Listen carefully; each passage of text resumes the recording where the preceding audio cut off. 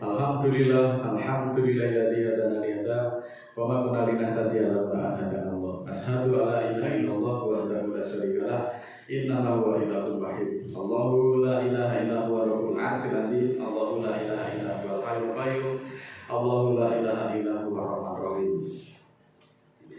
Saudaraku muslimin muslimat yang dimuliakan Allah, mengawali majelis yang mulia pada kesempatan hari ini, mari kita senantiasa memanjatkan puja dan puji syukur kepada Allah Ta'ala atas karunia, atas nikmat yang dilimpahkan kepada hamba-hamba yang beriman. Kita wajib mensyukuri, kita wajib menghargai, dan mari kita semakin mendekatkan diri kepada Allah Ta'ala. Mudah-mudahan kita diberikan keridhaan dan mudah-mudahan senantiasa kita semua dipimpin kepada jalan Allah, siratal mustaqim, tuntunan yang kokoh, jalan yang lurus. Saudara yang dirahmati Allah, sebagai seorang muslim sudah berkali-kali saya tekankan, kita semuanya senantiasa sudah diberikan petunjuk oleh Allah yang ada di dalam Al-Quran. Al-Quran sebagai hudalinas, hudalil mutakin, yang akan menuntun manusia agar manusia selamat di dunia maupun di akhirat. Namun demikian, banyak yang manusia itu justru menyanggah, mendurhakai Tuhannya melalui ayat Al-Quran. Sedangkan Al-Quran sendiri sebenarnya diturunkan itu menjadi pedoman, menjadi tuntunan kita agar senantiasa kita selamat. Tidak hanya selamat di dunia, terlebih-lebih dari itu selamat dari siksaan api neraka yang sadis di akhirat nanti. Al-Quran itu secara bahasa berakar dari kata qira'a atau qur'a, yang Qur'anan, yang berarti bacaan atau yang dibaca. Secara general, Al-Quran didefinisikan sebagai sebuah kitab yang berisi himpunan kalam Allah, himpunan ayat-ayat Allah. Bisa juga dikatakan sebagai mukjizat yang diturunkan kepada Nabi Muhammad SAW melalui perantara Jibril. Kemudian ditulis di dalam mushaf yang kemurniannya senantiasa dijaga dan terpelihara, dan yang membacanya merupakan amal ibadah yang benar-benar menjadi amal soleh. Al-Quran juga merupakan pedoman hidup bagi manusia di dunia dan akhirat. Al-Quran juga merupakan keilmuan, ilmu pengetahuan tingkat tinggi. Ilmu adalah seluruh usaha sadar untuk menyelidiki, menemukan, dan mengingatkan pemahaman manusia dari berbagai kenyataan dalam alam manusia. Segi-segi ini dibatasi agar dihasilkan rumusan-rumusan yang pasti. Ilmu memberikan kepastian dengan membatasi lingkup pandangannya, dan kepastian ilmu-ilmu itu diperoleh dari keterbatasan. Ilmu merupakan sekedar pengetahuan atau knowledge, tetapi merangkum sekumpulan pengetahuan berdasarkan teori-teori yang disepakati dan dapat didapat secara sistematik dan diuji dengan seperangkat metode yang diakui di dalam bidang ilmu tertentu. Saudara yang dimuliakan Allah, pada dasarnya secara tidak langsung Allah telah menunjukkan bahwa Al-Quran itu merupakan sumber ilmu pengetahuan.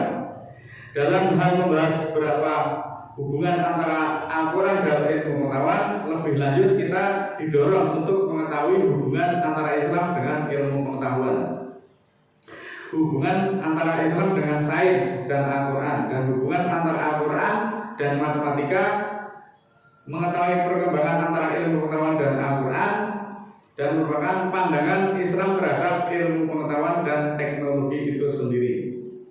Tujuannya agar terpenuhi manakala manusia benar-benar mau mempelajari Al-Quran secara tekun, bukan hanya sekedar menghafal takrojnya saja atau hanya membenarkan tajwidnya saja. Kemudian Al-Quran itu dibaca dalam ritual-ritual tertentu, bahkan kemudian disenandungkan, dinyanyikan di dalam berbagai versi. Kegiatan yang demikian tidak akan membawa umat muslim itu menjadi paham tentang keilmuan Al-Quran yang di dalamnya mengandung keilmuan tingkat tinggi.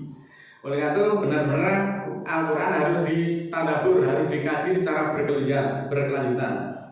Lebih lanjut di dalam surat ketiga ayat 112, A'udzubillahi minasyaitonirrajim, Bismillahirrahmanirrahim. Duribat alaihimu dilatu ainama suqifu ila bihabli minallahi wa habli minanas wa ba'u bi ghadabi minallahi wa duriyat alaihimul maskanah Dalika bi anahum kanu yakfuruna bi ayatillahi wa yaqtulunal anbiya'a bi ghairi haq. Dalika bima ngasaw wa kanu ya'tadun. Surat ketiga ayat 112.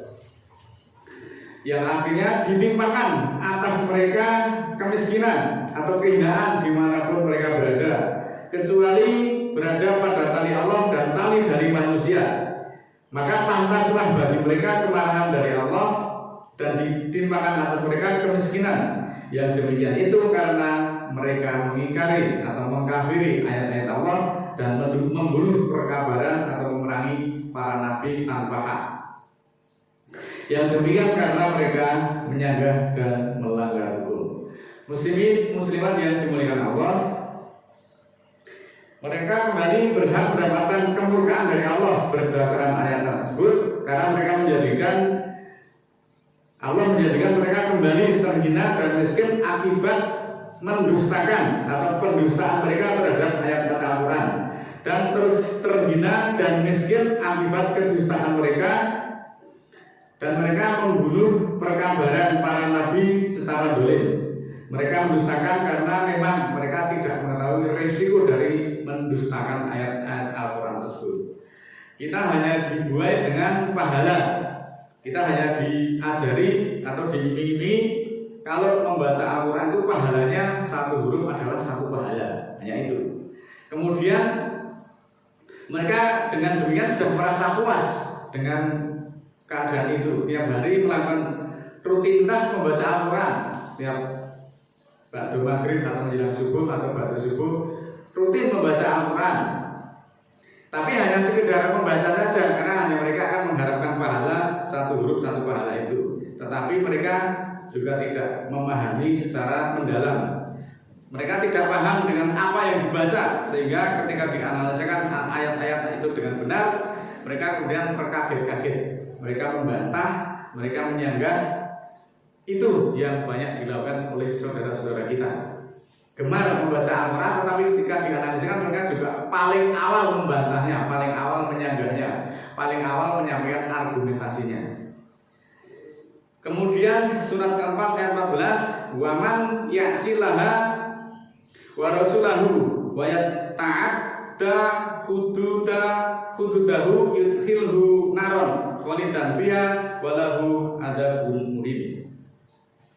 Dan siapa yang menyanggah Allah dan Rasulnya serta melanggar batas-batas hukumnya, maka akan dimasukkan dalam neraka, kekal di dalamnya abadi selama-lamanya, dan untuknya siksaan yang menghinakan. Surat ke-6 ayat 15, Qul ini akhafu in asaitu rabbi hadzaba yaumin adim. Katakanlah, sesungguhnya aku cemas, aku khawatir jika menyanggah Tuhanku, takut atau khawatir kepada siksaan yang besar pada hari kiamat nanti. Saudara yang dimuliakan Allah, tidak aneh jika para sahabat Nabi yang merupakan orang-orang yang memahami ayat Al-Quran pada saat itu, orangnya sangat takut kepada Allah.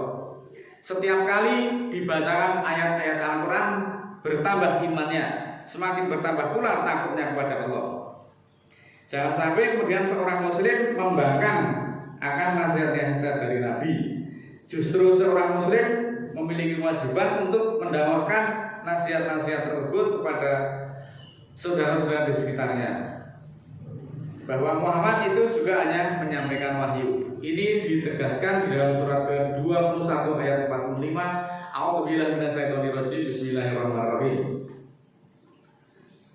Qul innama undirhum bil wahyi wa la yasma'u sumutu ma'a idza mayundarun. Katakanlah bahwa sesungguhnya aku memperingatkan kamu dengan wahyu, dan tidaklah yang tuli mendengar seruan ketika diberi peringatan. Nah, ini di sini kita bisa pahami bedanya orang tuli dengan orang yang mendengar. Samakah orang yang tuli dengan yang mendengar? Tentu tidak sama. Kalau kamu tidak tuli pengertiannya, pastilah kamu mendengar bahwa yang disampaikan Nabi itu hanya wahyu. Pengertiannya seperti itu. Tetapi kalau kamu tuli, ya pantas kamu berani menyampaikan selain wahyu, karena tidak mendengar bahwa yang disampaikan Nabi hanyalah wahyu. Itu bedanya orang tuli dengan orang yang mendengar. Kemudian ayat senada juga ditegaskan lagi di dalam surat ke-6 ayat 50. Kul la aqulu lakum indi khazainullah wa la a'lamul ghaibah wa la aqulu lakum ini malak in atabinu ila ma yuha ilayya kul hal yastawil aqwa wal basiru afala tatafakkarun. Katakanlah, aku tidak mengatakan kepadamu bahwa padaku ada perbendaharaan Allah, dan aku tidak mengetahui hal-hal gaib, dan aku tidak mengatakan kepadamu bahwa aku ini malak. Malak itu artinya penguasa. Bahwa yang aku ikuti hanyalah apa yang diwahyukan kepadaku. Katakanlah, samakah yang buta dengan yang melihat? Apalah tatafakkarun, tidakkah kamu berpikir? Ini kita ditanya oleh Allah. Apakah kamu tidak berpikir? Sama yang buta dengan yang melihat itu apakah sama? Samakah yang buta dengan yang melihat? Jawabannya itu pasti tidak sama. Agar kita berpikir, kalau kamu tidak buta, pastilah kamu melihat bahwa Nabi itu hanya menyampaikan wahyu, hanya mengikuti wahyu. Kalau kamu buta, maka pantaslah kamu tidak melihat bahwa yang diikuti Nabi bukan wahyu, karena kamu buta dan tuli. Tetapi kalau kamu tidak buta dan tidak tuli, kamu pasti melihat dan kamu pasti mendengar yang diikuti Nabi hanyalah wahyu. Karena itu, jika orang-orang kafir itu kemudian meminta kepada Muhammad, permintaan itu aneh-aneh. Misalnya, Muhammad dimintakan membuat aliran sungai di tengah padang pasir di tanah Arab, atau juga kebun-kebun yang indah di sana. Kemudian juga ditantang untuk bisa menjatuhkan gumpalan-gumpalan dari langit, dari angkasa untuk mengazab mereka. Permintaan seperti itu tentu saja tidak bisa dipenuhi oleh Nabi. Kemudian juga ada yang minta diperlihatkan malaikat. Tentu saja Muhammad itu tidak akan sanggup memenuhi, bahkan mustahil untuk dapat dipenuhi. Yang diikuti Nabi hanyalah wahyu. Wahyu itu dari Allah, namanya Al-Quran. Jadi Nabi itu tidak pernah mengikuti yang selain Al-Quran atau apapun namanya. Nabi itu tidak pernah mengikuti Bukhari. Yang diikuti adalah Al-Quran. Lalu kenapa kita selama ini yang katanya mengikuti Nabi, ittiba Nabi, justru yang diikuti bukan Al-Quran? Lalu kita itu ikut Nabi dari mana? Ikut Nabi yang mana? Kalau Nabi jelas, Nabi itu tidak berani menyampaikan yang selain wahyu, tetapi justru yang mengklaim para pengikutnya khutbah kalau itu yang disampaikan justru bukan wahyu. Ini pemahamannya mesti direposisi kembali. Bukan berdasarkan pengetahuannya, tapi berdasarkan ayat-ayat Al-Quran. Al-Quran memberi keterangan kepada kita, Nabi tidak berani menyampaikan yang bukan wahyu. Nabi juga tidak mengetahui hal-hal yang gaib. Kenapa kamu juga justru malah ngalor itu bisa ceritakan tanda-tanda atau hal-hal yang berkaitan dengan makhluk gaib atau hal-hal gaib yang Nabi saja tidak tahu, tapi justru kita yang manusia biasa, bukan apa-apa, bukan Nabi, bukan Rasul, bisa belajar ngomong hal-hal perkara gaib. Tentu kita yang senantiasa apapun selalu berhubung dengan Al-Quran, kita bisa kemudian melakukan pembenahan terhadap pemahaman-pemahaman yang terlanjur melenceng dari kitab, terlanjur melenceng dari Al-Quran. Mari kita semuanya kembali pada Al-Quran, karena hanya Al-Quran itulah yang akan mengembalikan kita kepada jalan yang diridhoi Allah, yaitu surga. Nabi itu tidak pernah mengikuti yang apa kata orang, apa kata tokoh pada saat itu, tetapi Nabi mutlak semata-mata hanya mengikuti wahyu.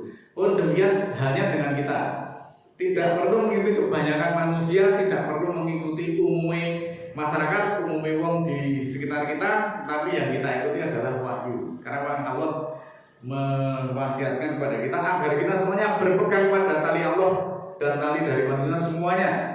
Kalau kita tidak berpegang pada tali Allah, maka kita akan tercerai-berai, kita akan bercerai, kemudian bergolong-golong, terpecah-pecah, masing-masing kelompok membanggakan dirinya, menganggap dirinya yang paling benar, dan kemudian menganggap orang lain di luar kelompoknya dianggap sesat. Ini menjadi keprihatinan untuk kita semuanya. Marilah kita kembali kepada Al-Quran. Mudah-mudahan Allah ridho, A'udzubillahi minasyaitonir rajim. Bismillahirrahmanirrahim. Allahumma ighfirli wa lil mu'minina wal mu'minat al ahya'i minhum wal amwat innaka sami'un qaribun mujibud da'wat innaka 'ala kulli syai'in qadir. Rabbana la tu'akhidna in nasina aw akhtana. Rabbana wa la tahmil 'alaina isran kama hamaltahu 'alal ladzina min qablina. Rabbana wa la tuhamilna ma la taqul lana bihi wa'fu 'anna waghfir lana warhamna anta maulana fansurna 'alal qawmil kafirin. Rabbana ighfir lana dzunubana wa kaffir 'anna sayyi'atina wa tawaffana ma'al abrar. Rabbana la tuzigh qulubana ba'da idh hadaytana wa hab lana min ladunka rahmah innaka antal wahhab. Rabbana ighfir lana wa li ikhwanina alladziina sabaquna bil iman wa la taj'al fi qulubina ghillan lil ladziina amanu rabbana innaka ghafurur rahim. Subhana rabbika rabbil izzati amma yasifun wa salamun alal mursalin walhamdulillahi rabbil alamin. Wassalamualaikum warahmatullahi wabarakatuh.